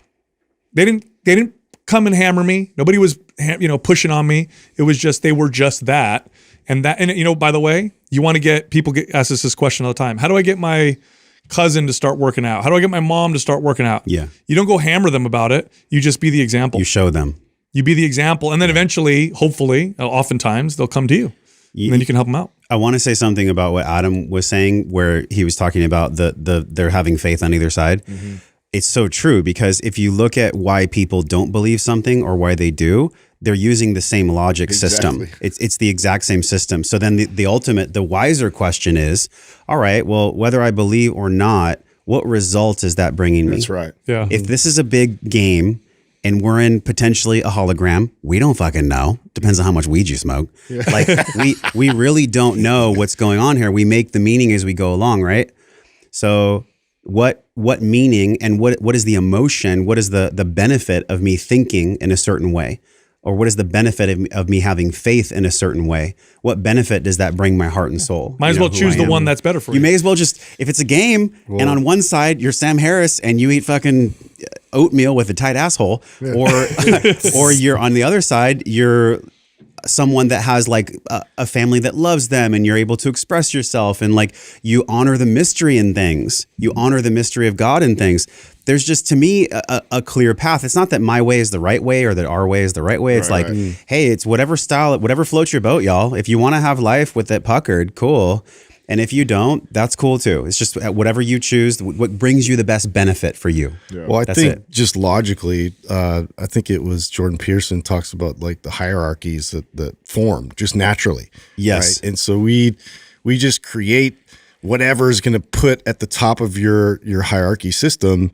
That's going to be your God. It should be something unachievable in a sense. So that way, otherwise what happens once you get to the top of your system and you achieve that, you lose all your purpose at that point. And to be able to have that just as a value system and have it be a moral guidance and something that's none of us are perfect. We all know that. There's no way you can be perfect, but why not try to strive and achieve in that direction? It helps you kind of steer your course a lot more effectively. You worship something no matter what. Yeah, that's right. You're worshiping something. No matter what. And power, sex, whatever. And this is also why I think, in my experience, all the atheist people I've met are some of the most unhappy, because they inevitably, if they don't believe in God, they have chosen a different path. Whether they think they realize it or not, they are worshiping something else. Their actions show it. Money, power, honor, pleasure, those are the ones. all these things that they're chasing, and what they and some of them spend a good amount of time trying to get to it, but the ones that do actually reach it, you find out they go, oh fuck, this isn't what I thought it was going to be, and they're unbelievably unhappy, and then still now floundering around trying to figure out, oh, what do I chase now? And it's and that's where I feel like you get the crystal chasers, they're deep down, it's in us to seek that, and I think the longer that you deny it, the longer you're going to be unhappy, the more you're accepting and open to maybe I don't fucking know. Maybe I haven't figured it all out. Maybe I'm being a little arrogant thinking that I have. Yeah. To go even more deep spiritual, maybe we can go in this rabbit hole or not. It's up to y'all. The Brahman is like this term that Alan Watts uses, and it's to describe God or the all. Right. And he said that when you think you know Brahman, you do not. But when you think you don't know Brahman, you know Brahman. So when you're humble enough to know that, like, I don't really know exactly what's going on, and that humility plays out in my life, it actually affords me more peace when I have humility. But that humility is based on I don't know what's going on truly. So instead of having mastery where it's like I know what life is about, I know what this is about, it's like that's a very forceful way of living. Yeah. And I think we're caught up in a society now that is on our phones, like it's being monetized.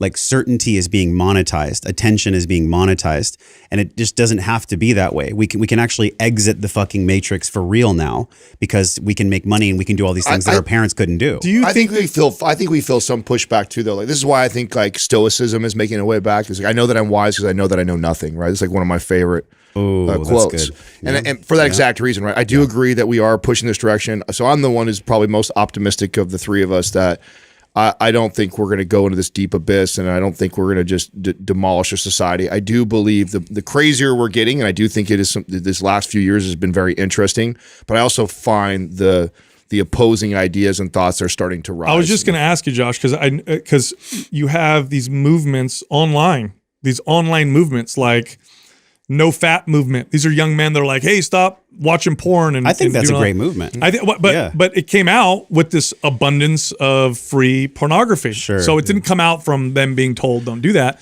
There seems to be this movement towards things like old philosophy, stoicism. Jordan Peterson, quite popular. Bishop Barron, I mean, is becoming quite popular on the internet among the young, among the youth. Mm-hmm. Do you think that there's this is starting to happen because people are starting to realize this? When you say realize this, what do you mean exactly by realize Like this? realize that they're not going to get the fulfillment and happiness that they thought they would get because they're getting what they want. Yeah. Okay. We're set up in a construct where we're fighting the nature within ourselves. We're rewarded by variable reward, serotonin, dopamine squirts from our phones and from life in general. Like you can get food delivered to your house. You can get anything delivered to your house. You actually don't have to go get anything anymore. Yeah. And I think in a way that fights our fundamental nature. Like if you look at Ray Kurzweil's work, right? And he talks about the technological curve. Well, in like 2009-ish, it went like this. Yeah. Like the hockey stick of technology just went boom. But human evolution, it's still creeping along. Yeah. So they were married for a while, and so now I think we're in a juxtaposition of we have no idea the power of what Kevin Kelly calls the technium. We have no idea about the true power of the technium. A lot of people actually think that the technium is God experiencing God's self through technology. There's some theories out there like that, Wow. which I think is fucking fascinating. Let's smoke some weed and talk about that. We should. We definitely should. So I think we're in that AI is the juxtaposition where Antichrist, just so you know. Justin's been saying that for a minute, dude. hey, Skynet, Prove me that wrong. shit could definitely possibly happen. Have you seen the robots from Boston Dynamics? Yeah. What Yeah, the yeah. fuck is going on with that? Did you see that the Oh, Oakland they're getting police better. just got in trouble because they revealed that they have like robots or whatever, like law enforcement robots, and they were gonna arm them with Oh my God. with guns. No, thank you. Like we've seen this Like, movie. did we skip a few steps? Like, you No, know, thanks. like, yeah, Yeah. why give them guns? Can So- you just have them, you know, with cameras first? Okay, so to go back, I think that hockey stick went up. We're still creeping along. We're still like ancient knuckle draggers. If you Yeah. look at our DNA, the haplogroups in our DNA. We're the same. So I think at the core of your question is the answer itself. The nature inside of us needs to unfold at the pace it was meant to unfold. We are a huge experiment. This phone in my pocket and in all of our lives, we have never seen this in human evolution ever. Not even close. We are the biggest guinea pig as to how this is going to unfold, and generations that maybe my son's children will actually look back and be able to retrieve data and knowingness and awareness from. We're so in it right now as far as being the test subject ourselves that we don't have the wisdom yet. We don't have the lessons yet to reflect back upon and be like, wow, maybe we fucked up. Although the last thing I'll say, have you seen that meme with the teacher, the in the shop with the huge fake breasts? Oh, Did you come see on, that? bro. There's a Yes. meme where it's like About that. they're growing, and then the caveman the regular man turns around. He's like, "Go back, we fucked up." Yeah. Yeah, So, dude. so there's a rumor about that guy. Do you know that it was actually a huge troll, supposedly? So the rumor. So this is doubt what it. this is the last prevailing theory that I've heard on this, and I can't confirm this completely, but it makes sense. Somebody who went to the school where this teacher's at, and it started to come together when I found out, like, this is the woodshop teacher. Okay? Yeah. I remember in school. Don't those things get in the way? Well, listen, I remember in school, I mean, in general, teachers are liberal, like what, 80, 90% in most schools, right? But if I did have a conservative teacher, he was in woodshop or mechanic, right? That was like, so the woodshop teacher supposedly is hated by the rest of the staff. Yeah. And they've been pushing kind of this woke ideology on him for quite some time, and he's been kind of revolting. And this was him trolling all of them. Yes. Yeah, go ahead and fire me. Is that a validated theory? So No. it was. Not- It's not- not. not I quite. can't. hope it is. It's I from, know, it's- so it's from that would a be student that goes Sounds there logical, who says, "I know this teacher. This is how he's been talking for. He is not this. This is not who he is. He's fucking with the staff, and he knows they can't do anything. And they're trying to transfer him out because they know they can't fire him. They have to support what he's doing. Please let this be true. I mean, I feel like it is because I smelt it right. You from know the what- It's get-go. so You know what's- absurd. It would kind of make sense. You know at what's that point. weird? We're in a time now where we're all You don't debating know. The fact that we don't know is No. kind of crazy. Right? It could be one or the fact other. We're like, this could be real. that. 20 years ago, 20 years ago. That's the crazy. You're right. That is the crazy part. Is that Yeah. we're actually debating that this Oh could be my real. God. or The not fact real. 20 we years have to ago, I'd have be this like, conversation. that's obviously a troll. Who the hell would not fire Yeah. a teacher Right, for right, coming to right. school with big old sexual nipples poking out of it? Like, that's not, that's not real. Yeah, I want to keep us in the direction that you were going right now because you actually, when I get asked, "What's your greatest fear as a dad?" or "What do you think about those?" The thing I think about the most is my son growing up right now in this tech era. Yeah. And how do I not become the weirdo dad who like tries to hide a television from him and never let him use a computer and also integrate into where our society is naturally going, but then also recognize the power. Like, I've read all the books. I've read the Unplugged, the Irresistibles, the iGens. So I have all the stats. Irresistible was really good. Really good read, right? You turned me on to I was that, gonna say, I think that I introduced Yeah. that way. These guys used to make fun of me because I used to talk about it all the time when it Adam first came. Miller. It's amazing. Oh, it blew my mind when it first came yeah, out. I yeah. was like, and that was what really, I think, woke me up Yeah. about where we were heading. And now that I have a son, of course, I think about it all the time. So how are you thinking about that right now? And Yeah. how do you guys, I mean, he's a little young right now, although you're getting close to when, it's nice to want to hand him the iPad to entertain him for an hour or so you can, mom and dad can get a Sure, break. So sure. what does that look like for you right now? Wow. Well, we're never ever going to get rid of social contagion ever. So we may as well just accept that. It's kind of like, water is water. So we live in a world of technology. So instead of me trying to resist the energy of resistance towards tech, what I want to do is use that same social contagion model to make nature and climbing and physicality and all the good things about being a human being with a physical body, make that socially contagious. Because anytime I push against something, I give it fuel. I mean, you guys have heard this model before. Such a like, great attitude about Yeah. this. think Have about the it, same like philosophy. and you guys have definitely heard of this. Like, it's easier to pull someone up when you're hiking rather than push them. Yeah. It's much easier to pull because you're already on the higher ground. Yeah. So if I'm on a higher ground of knowing that, like, you live in the woods, right? Yep. Okay, so I'm sure in the woods there's trails, there's hiking, there's all kinds of cool stuff that you make fun. You just make it fun because that's what kids want. So if my son gravitates towards social contagion because that's the world we live in, rather than me trying to fight against technology, I make the other stuff on the other side so fucking sexy. Such great wisdom. Yeah, you so had- sexy that I don't have to have blockages on his tech and all that. And occasionally, look, I'm not perfect. When we go on super long road trips and he's really freaking out, only like Coco Melon, only when he needs it. Only when he needs it. But it's not like mom and dad are lazy. Nah, it's not about that. Yeah, you know what we do? We use Mr. Rogers, Franklin, because they're slow paced, like keep your attention. Oh, good. Versus the fast, choppy. My sister works in child development. Yeah. And she's like, oh, don't the modern stuff. She's like, pay attention to all the screen changes and cuts. I heard about that. Yeah. And I was like, oh shit, you're totally right. And I said, well, what's good? She's like, Mr. Rogers is great. You ever watch Mr. Rogers? Yeah. Watch it now. It's slow as hell, Yeah. but on purpose. Yeah. Like that's what it's supposed to be.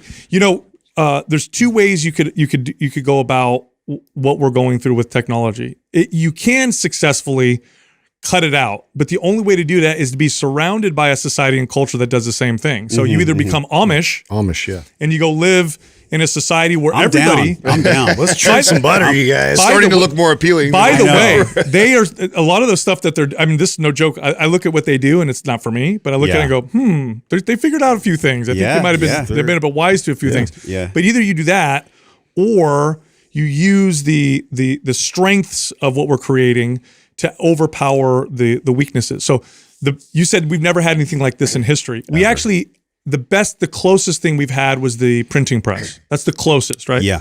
All of a sudden, information and knowledge wasn't disseminated from nobles and those in power. You could get a book because it's cheap now. Back then, it was so expensive you couldn't afford it. It had to be handwritten. But now all of a sudden, with the printing press, the average person could buy a book and could read it. And so information became accessible. Now, what did that lead to? Some of the most tumultuous times, but it also led to tremendous growth and Innovation. progress. I think the internet is doing the same thing. It's the same thing on steroids. Yeah. We have all this access to all this information. Floodgate. It's causing a lot of turmoil, but I think it's also pushing us to advance and progress at faster rates. Obviously, my fear is, will we destroy ourselves before we get to the point where, but Is that a rational fear or is that an irrational well, fear? we now have weapons that can actually do that. Yeah. Like before we didn't, right? So that's my only only fear. But here's the bottom line. We're going to move forward. We're going to move forward. So we got to move forward either way. And I think the positive side of me looks at it and goes, okay, yeah, my kid has access to all the information, all the crap, but also access to wisdom and art and discussion and debate and all kinds of things that before was much more, it would have been much more challenging. You know, it's funny. At night, we have a ritual in my house. We always eat dinner together. I have 2 teenage kids and then I have the babies. And when you have teenagers, you'll see this.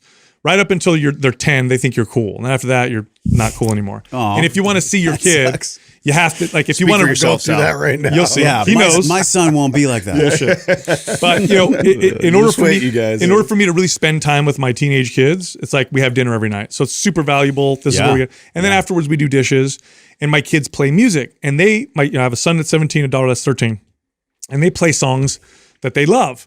And I'm listening to the music that my 13-year-old, my 17-year-old are playing, and it's like music from the 70s, the 60s, the 50s, Amazing. the 80s. When I was growing up, it's rock, it's hip hop, and I'm listening to it. It dawned on me the other day. I'm like, this is so different. When I was a kid, you either liked rock or hip hop or whatever. Why?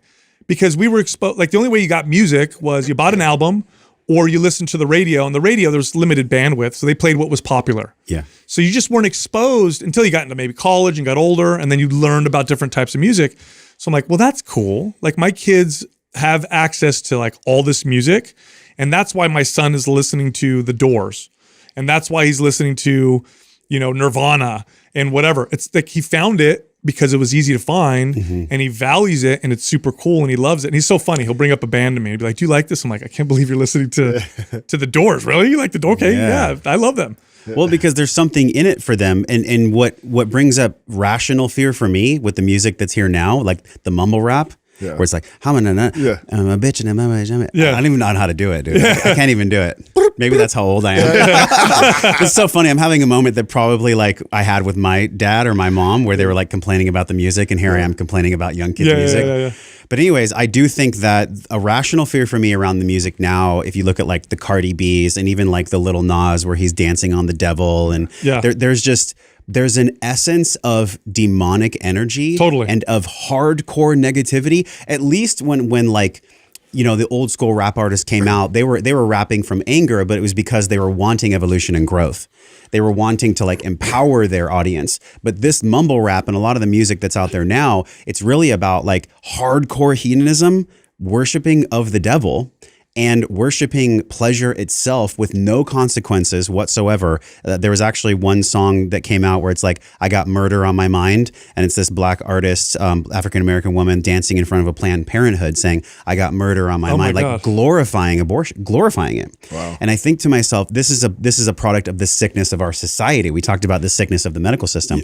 The music that's out there it's leaving us clues to be better humans, not just parents, better humans. Like, how do we get out of this demonic energy? I don't think it's by fighting it. Well, bro, I'm gonna just like trip you out right now. Please. Talking to Father Steve, who runs. So every once in a while, I'll text him back and forth, and we actually talked about this.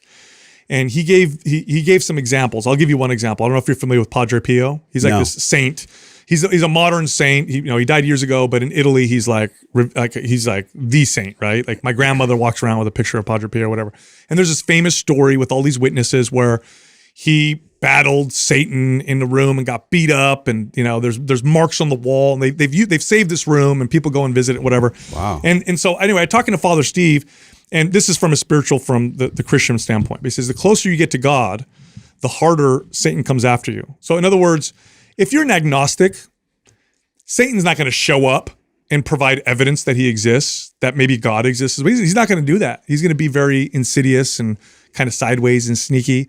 Now, if you know God and you're like, I believe in God, and at this last ditch effort, he's going to show up and he's going to physically fight you and reveal himself.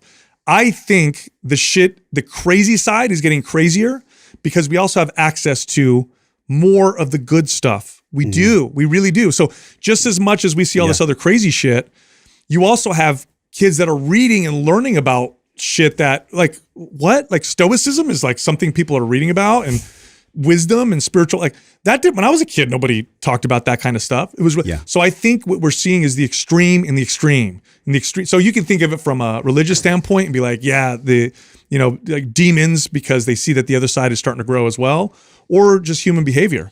We tend to rebel and push in the opposite direction when things start to happen. I think it's more of that. I actually think it's a simpler, less scary, in my opinion. I do. I think that it's just the generation coming up will always rebel from the previous generation. It's just in our nature to do that. Yeah. And I think that there is this movement to like rebel against the Christian white man and push against that. And so I think that we're just seeing an extreme version of that.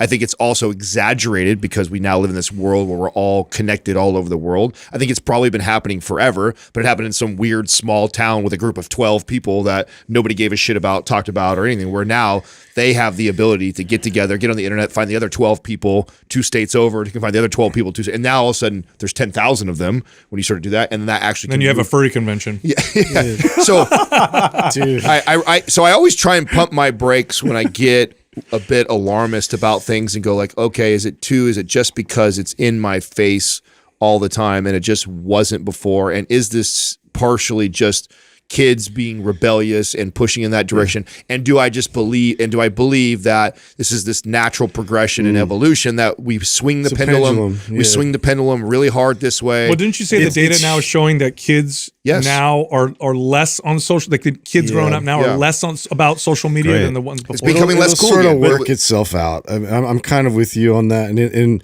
honestly, like how I see where society's kind of leaning is like it's this social experiment of like, if we remove ourselves from these like religious like institutions, like what can we create?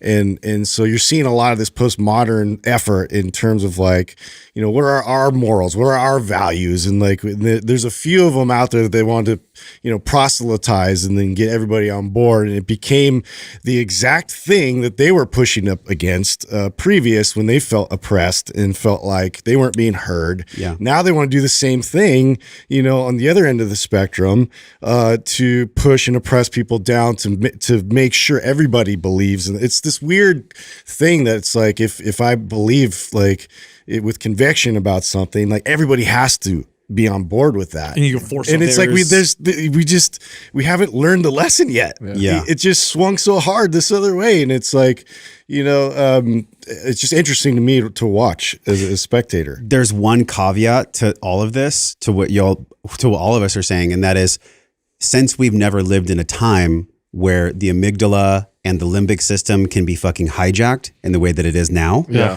We can't necessarily use the old model of, kids just rebel, that's what they do, because this new piece has been stuck in. Yeah, but don't you think that throughout history, there was always some wise guy sitting in a chair just like you saying that exact same thing. There's this new thing Okay. that is disrupting our species that Yeah. we've never seen before. And this Oh yeah, is there was protests crazier when the than- car came out. Right. People in horse and buggies were like, Right. "What the Yeah. fuck? Right. The So- world is ending." You know? So But- I mean, I believe that technology is our car, is our Okay. printing press, is Okay. our, you know what I'm saying? And it just for where we're at in our evolution. But I do think you make an incredible point by bringing up the radical hockey stick Yes. in comparison to. So it's happening at a much faster rate than it was before, which the positive spin to that is that I want to believe that it'll correct the pendulum at a faster Yeah. rate than it normally would too. That's my belief. I'm right there with you. I have full trust that eventually the pendulum will come back around. The only thing that would make it stay in the hyper position for too long is the fact that data and the way that it's used by these large technical companies, I mean, we're right next door to them right here.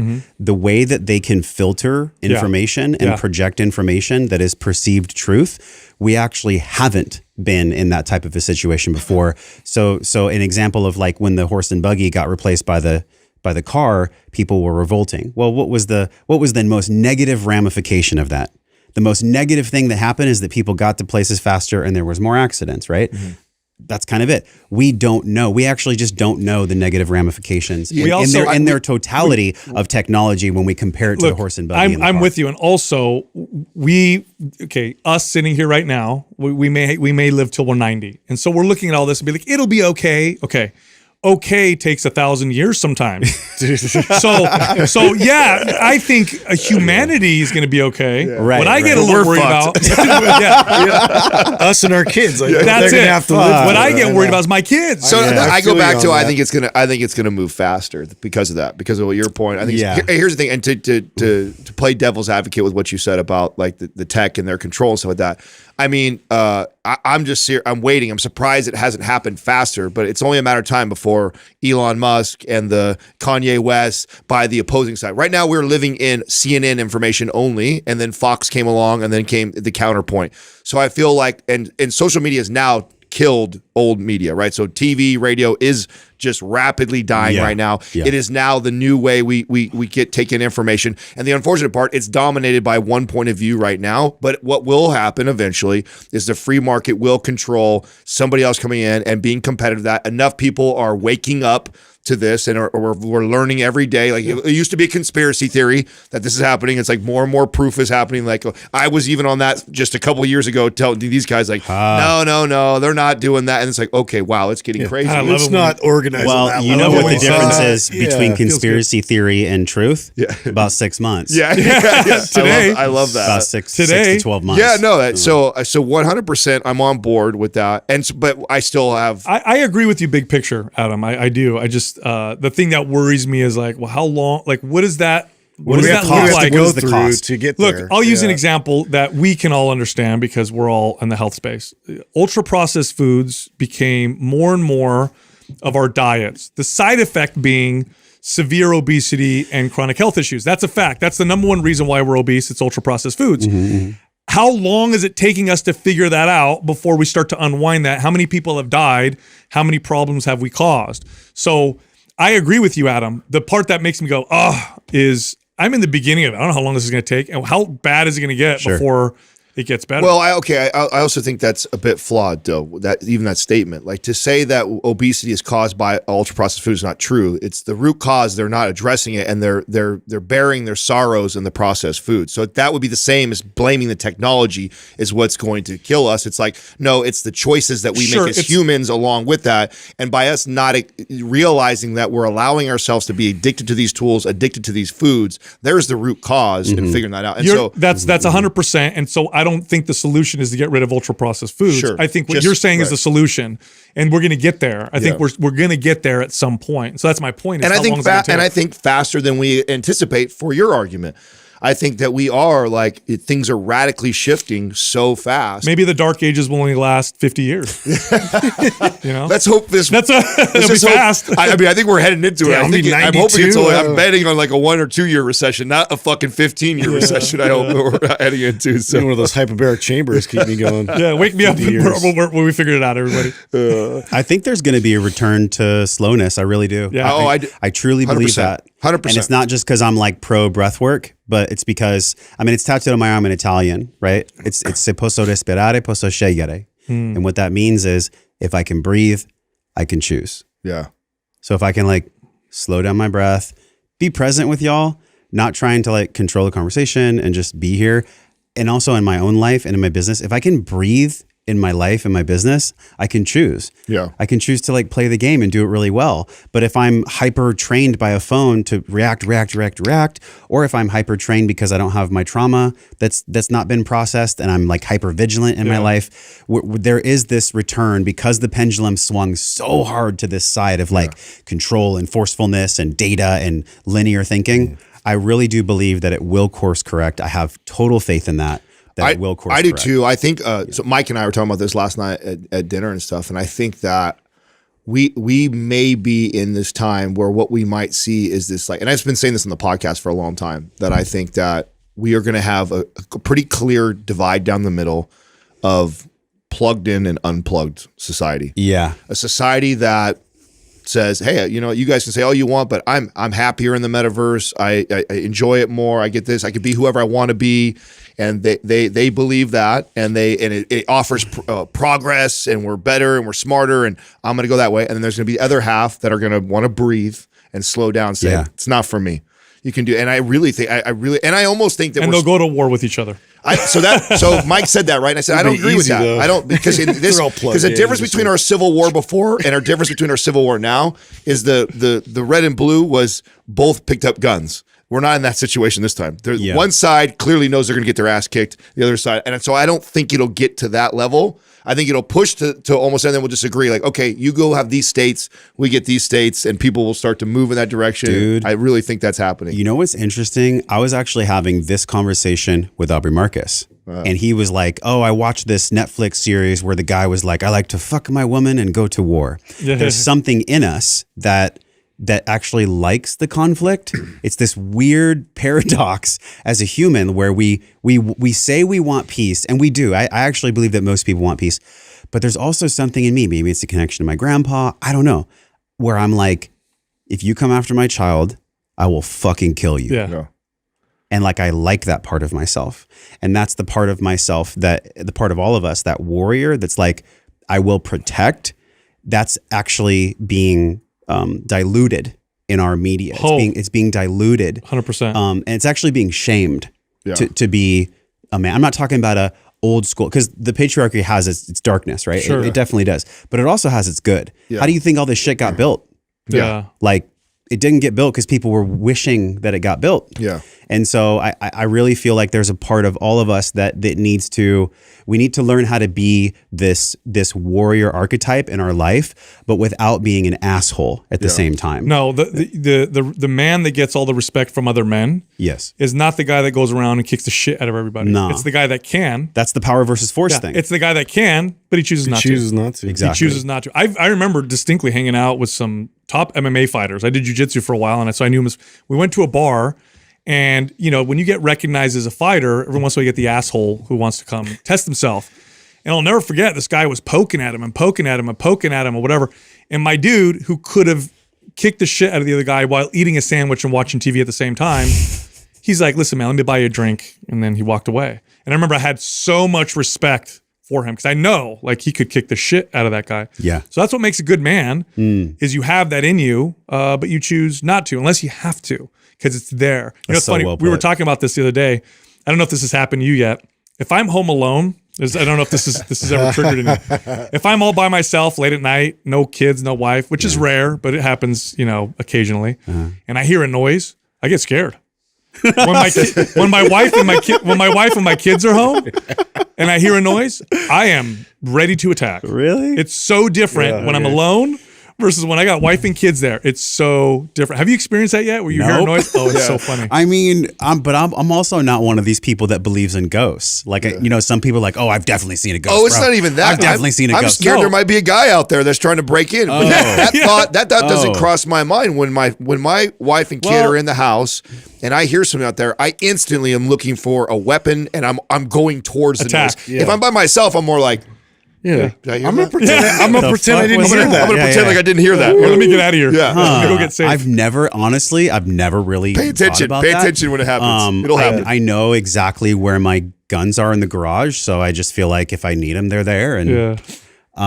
fuck, I've never really thought about that, dude. Bro, it is funny. It is hilarious. I've even been out in public where you see a dangerous situation and, you know, if you're by yourself, like, I better get the hell out of here. Sure. You got your kid and you're like, how would I handle this Yeah, you're situation? looking around true. and scanning to see who is my biggest threat. Like I'm gonna And it's take funny- this guy, and I'm gonna go to this one next. But if I'm by It's myself, so I'm like, different and it's so funny. And it's like this natural. I remember the first time I felt it. My kids were little. I'm at home. I had this glass like coffee table looking thing out in the backyard, and we had an umbrella. It was windy, and we forgot to put the umbrella down. So the wind pushed the umbrella down. It shattered the table because it was made out of glass. It sounded like someone broke through the sliding glass door that connects to the backyard. You got the Rambo headset Bro. on.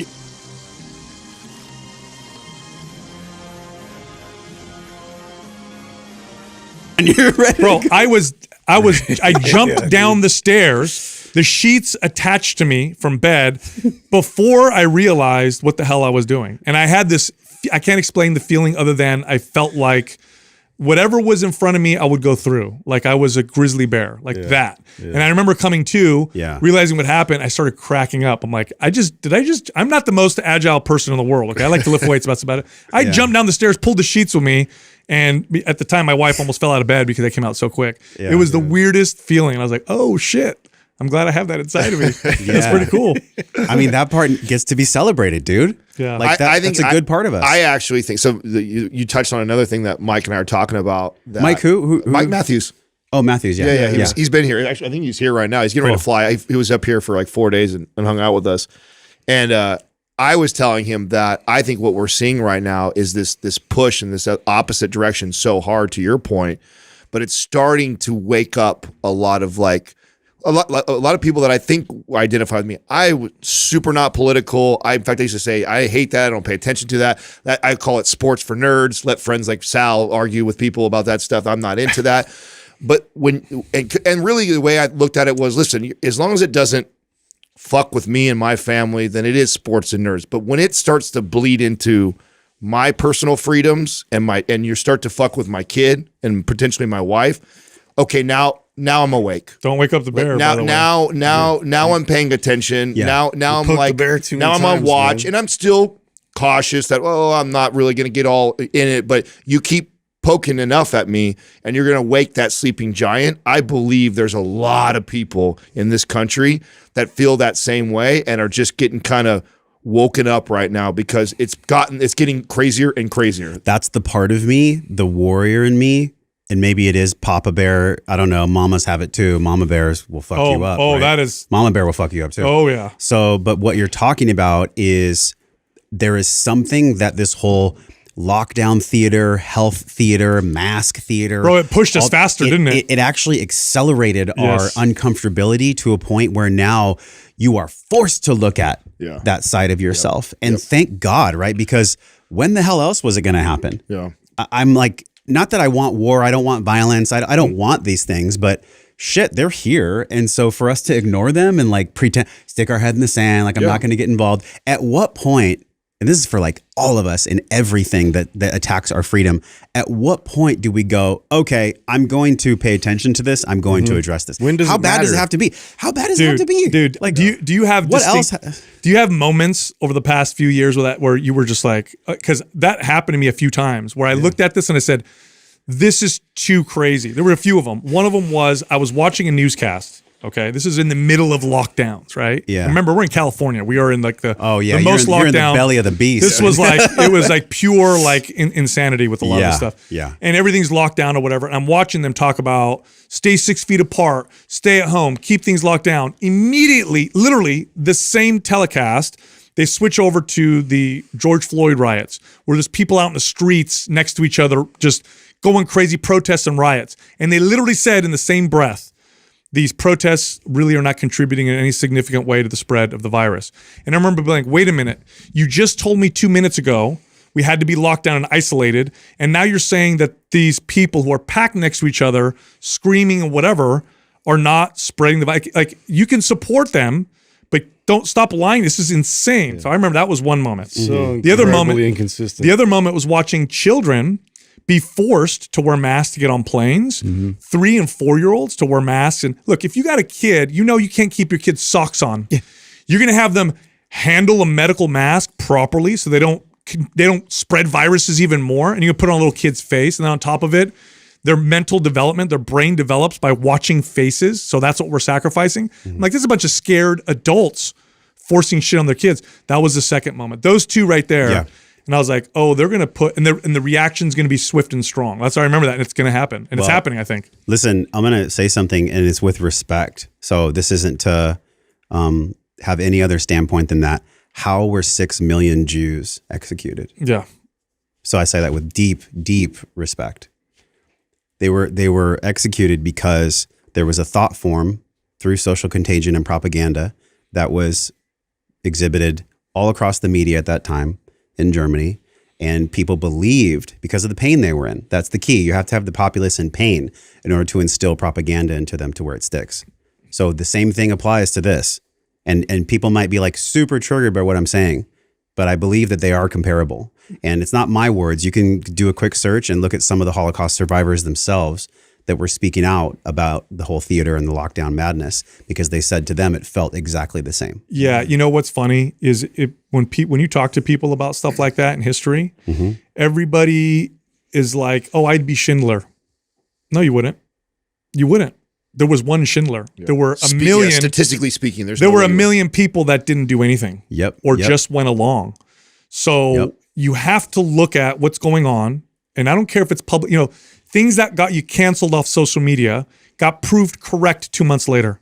Literally, that's the timeline for a lot of the stuff. People got kicked, their businesses destroyed, their livelihoods, their professions destroyed. Yeah. 2 months later, oh, they were actually right. Here's the data. Here's what's going on. Here's the truth. That's crazy to me. So what you have to do, and this is what I hope people do, is, and there's rationality. I'm not against being rational at all. In fact, I'm being pro-rational right now. If this ever happens again, because it will, maybe not this specifically, Right. but shit like this, be okay with going against everybody, or what it feels like everybody. Because I honestly think there were more people who said, this is crazy, but I'll just go along. Absolutely. And so I think, look at the stuff and don't be afraid to go against what everybody's saying. Don't be afraid to speak the truth and to say, that doesn't make any sense. I don't understand. This doesn't make any sense. This one thing right here makes no sense. It broke our fucking hearts to leave California. Yeah. I was California for 40 years plus. I'm a California man. I love California. And we were watching a sunset overlooking the ocean. This is right in the heat of it all, 2020. We had just moved into this beautiful place in Cardiff, overlooking the ocean, the bay. Like, whoa. The cop came up to us. We're watching the sunset alone. There's no one around us. And he goes, hey, you guys need masks on if you're going to be out here. And I thought he was joking. I was like, haha. He's like, no, seriously, it's a new city ordinance. You have to wear a mask. That night we went home and we're like, where else are we going to live? Crazy. Because we didn't know how bad it was going to get. Bro, they right? closed parks and beaches. We had no idea. A surfer out in the ocean by himself. Got arrested. This is like, I mean, it tugs on my heart even now to talk about it. Like, Austin's been great. Like, it's been great for business and entrepreneurship and friends. It's been awesome. But like, the fact that we had to move for freedom, and it's no shame on you guys. Like, you're here. It's obviously you made it, right? That's my fault, by the way. I'm the one that keeps it. Yeah. Okay, great. That is the only reason. But with Carrie being pregnant with Nova at that time, I was like, there's no fucking way I'm going to have my son here 3 years from now where we have to wear masks to go take him to the beach. Get the fuck out of here. Yeah. So that is a big, I made the sacrifice for freedom. I made the sacrifice to, like you said, be different than everyone else and go against the grain. Yeah. Not because I wanted to be like, look how cool I am going against the grain, just because I wanted to be free. Yeah. I just wanted to be free. That's what I meant by it's waking all the sleeping giant in most of us. No doubt. I think once you start to that's something that would get me the same way. Like that happened to me. Like I mean, I had a similar thing with my son's gymnastics. We had him enrolled in gymnastics, and the pandemic rolled around, and all of a sudden he had to wear a mask to go to gymnastics. I said, the fuck he is. And he's 2 years old. The fuck he is. He is not going to do that. I'm like, I cannot believe they're going to do that to these kids at that age. I mean, I just think that's terrible. They took kids out of school here for a long time. I saw my older kids suffer in their room on their computers all day to do school, scared to go hang out with friends. I remember that the first like few times my son hung out with his friends outside. You know, they hung out outside. All of them scared to be near each other, wearing masks. I said, "Oh shit, the damage we're doing to our kid." By the way, at this point, we knew how non-dangerous this virus was towards children. Okay, that's a fact. So people get pissed off or whatever. No, it's a fucking fact. With kids, the flu is far more dangerous than COVID. That's 100% established fact. Yeah. And what we did to these kids, we scared the shit out of them. When you're in fourth grade, 2 years of your life were in the middle of this. That's like a big chunk of your life, and you're developing and you're growing and your brain is forming. That we have not yet seen the repercussions of the damage that we've done to our kids because we were scared. Because we were scared. And again, the evidence is crystal clear. We made children wear cloth masks, which is like, it's like putting a chain link fence around your bed to stop mosquitoes. Okay. Kids do not handle masks the way that you're taught medically. If you watch how masks are actually effectively used, there's a protocol. Nobody disposed of one every single time they use it and didn't touch it, especially not children. It was pure insanity. All we did is we fucked up our kids because we were too scared to say something. If you look at Stephen Porges' work, The Polyvagal Theory, he talks about all the micro muscles in our face. When we met today, we did a quick 2-second scan of each other's faces without 100%. knowing it. Yeah. Just to make sure, like, Tons of math is happening instantly. fucking radical equate. So I'm like, how's Adam? Okay, he's good. How's Sal? Without even How's realizing Jesse? it, by the way. Without even realizing, we meet each other because you guys did it to me too, where you're like, how is he? Just a quick scan. When you cover the face like that, all the micro muscles in the face are not visually stimulating. There's no way that my brain could make sense. Is he safe? Is she safe? Are they safe? So when you, not just children, when you rob human beings, especially children, because they're connecting so much in their brain of that micro muscles, that adaptation in the face, you are robbing them of their own intuition to see if someone is safe or not. That's why bank robbers wore fucking bandit masks when they would rob trains, right? And you guys remember when the whole shit went down, it was okay for like 3 months to wear bandanas on planes. Yeah. I would wear a bank robber one and I would just rock it. And then oh well, that cloth isn't as applicable as the other cloth, so you can't wear that one. I mean, it's just so obvious at this point. And even here, I'm staying at the hotel here. There's still a sign. I posted this on Instagram. There's still a fucking sign that says wear a mask. And I'm like, don't you guys know the still game is there. like a year old, a year and a half old? Like, what is going on? I was telling They these don't want to guys. acknowledge it. Look, it's part of the way they think now in terms of like, it's so paralyzing. It's the become an fear. identity. The fear, it's an identity. Yes. It's also, if I jump across this, that means now I'm a supporter of all these other ideas and ideologies. Or I was right? wrong. Yeah. Or I was wrong. I can't admit that I was wrong because That'll destroy I me. love admitting I'm wrong. Fuck. yeah. Yeah, I Make me wrong. Like, it was crazy. I think it was traumatizing to most, if not all of us. Those of us that don't realize it are going to be the most traumatized. Those of us that are still living. And look, here's the deal. There was a period of time where the information we didn't know. sure. We didn't know what was going on and what's happening. And that I understand. I get that. And 6 we're trying months. and I get it. After that, no excuse. No. After that, we know. Okay. That's not Blissful ignorance at this point. This is- the and- data is very clear now. And also, we have to understand human behavior. And what's funny is, like, to give you an example, we had states that had strict lockdowns, and we had other states that where they, after a couple weeks, they're like, no, here's the information. It's up to you to choose whatever risk you want, right? When they follow cell phone tracking and you look at the behaviors of people, here's what happens. The spread of the disease goes up, people go out less. The spread of the disease goes down, people go out more. The migration patterns of people were almost the same as the ones where people were locked down versus where people made their own choices. People self-regulate. What's the difference? Here, I'm forced. We're choosing winners and losers. We're destroying lives. Over here, people are choosing to work together. Young people are taking more risks than old people. Sick people are taking less risks than healthy people, and so on. Insane, complete insanity. So I'm hoping, I am not trying to say to people, I told you so. I'm really, really fighting that urge. I love saying that. But I'm really, really trying not to do that.